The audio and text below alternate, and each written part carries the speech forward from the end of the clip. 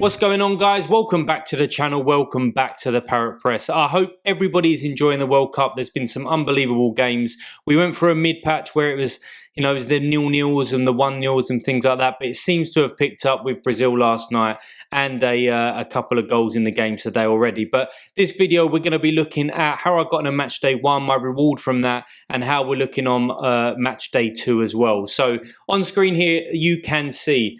Let's just run through the side. So Germany, obviously, didn't go to plan for Germany. They lost to Japan. It was a really poor show from them. They lost 2-1, and obviously Neuer was my goalkeeper. Now I'm in my previous videos around the goalkeeper, around Diego Costa. Good job I didn't get him.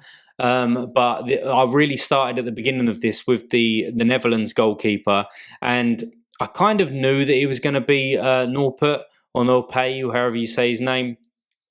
And I bottled it last minute, really. I did bottle it. But I went for Neuer, and Japan was really impressive in this game. And I think that they could push Germany to qualify. I think Spain obviously looked unbelievable, didn't they? 7-0 win. But Japan could, if Germany loses to Spain, I see Japan going through.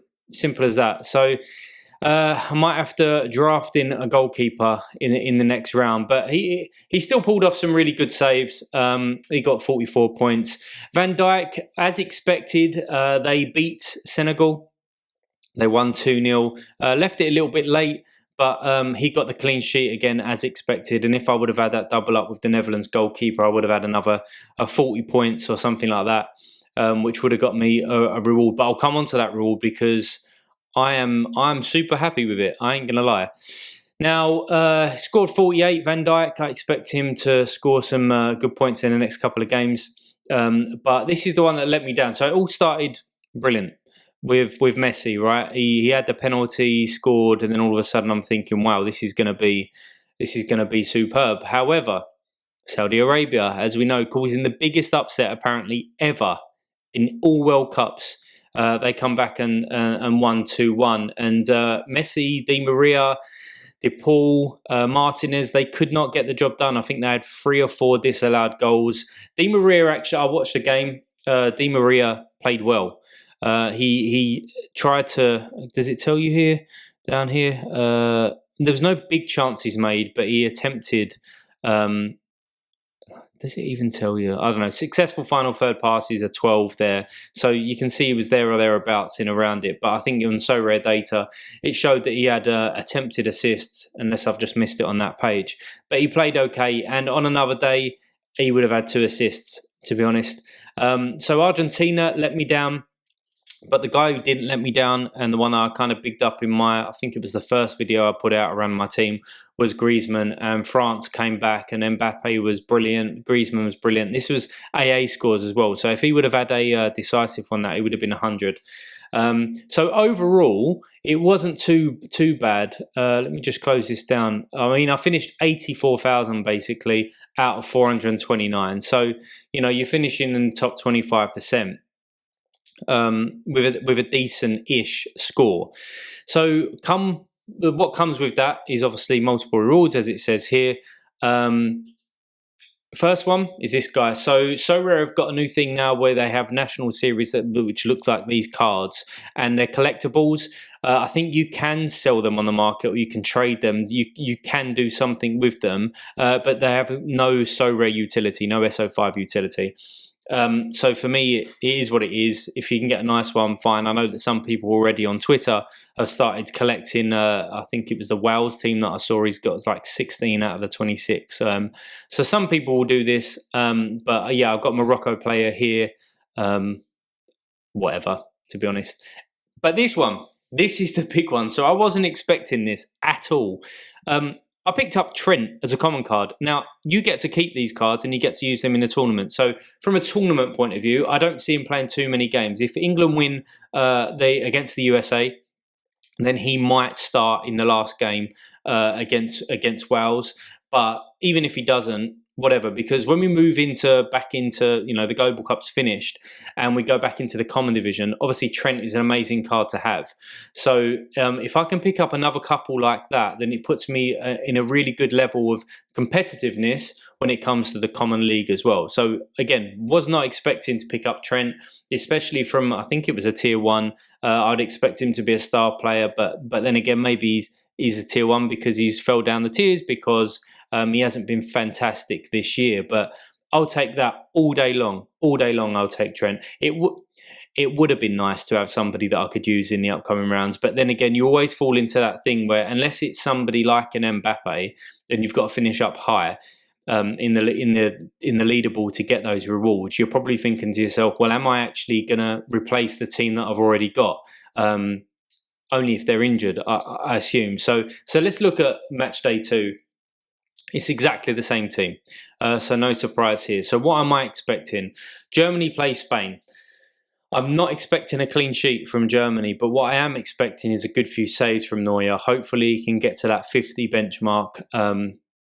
And if he does get a clean sheet, then Spain are really going to be pushing them in the last 20 minutes if they're losing 1-0 or something like that. So again, some saves could be, save points could be made there.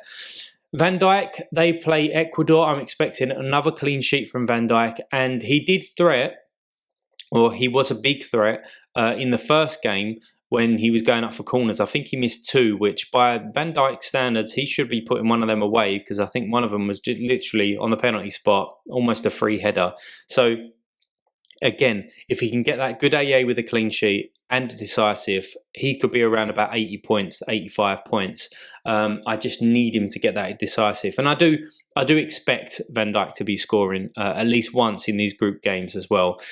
But again, this comes down to the Argentina boys, and I was so in and out of what to do. Di Maria was a last minute shout, really, because I really wanted to go all in on that week 1, where it was against Saudi Arabia.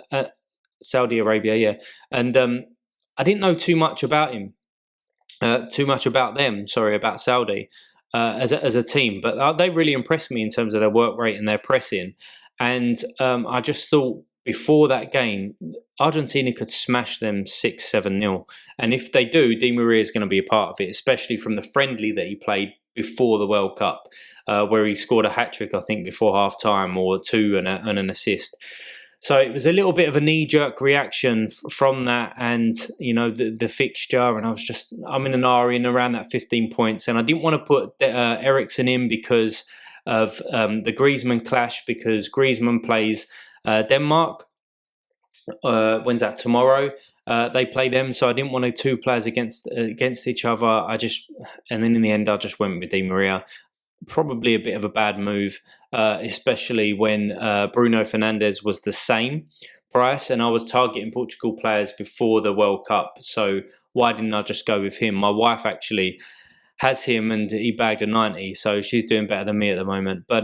But yeah, I've got the Argentina boys, and as I said, I've got Griezmann in there as well. France versus Denmark, and France looked good come the second half, where they could play with a bit more freedom when Australia was obviously chasing the game. But Denmark's going to be a different game. Hopefully he can pick up some of them AAs again, and it seems like most of the play kind of goes through Griezmann. He's there or thereabouts, and that's exactly why he's in the side, in my team, should I say. But yeah, who knows? There's been some mad results. There's been some crazy scores. There's been hundreds sort of left, right and centre as well. So it could be a worse team. I mean, you just look at these on face value in terms of what they've achieved in their careers already and what they'll continue to do. So you could have 5 worse players than these. I just need the stars to align and everything to come together. But anyway, enough about my team. Leave a comment down below where you finished in game week, in match day 1. Leave a comment down below as well, exactly who you picked up, who was your reward, because I'd be interested to see that. But yeah, just a quick video this time. Good luck in game week 2. We'll be back talking about game week 3 probably in a week's time. But yeah, take care guys, and I will see you in the future.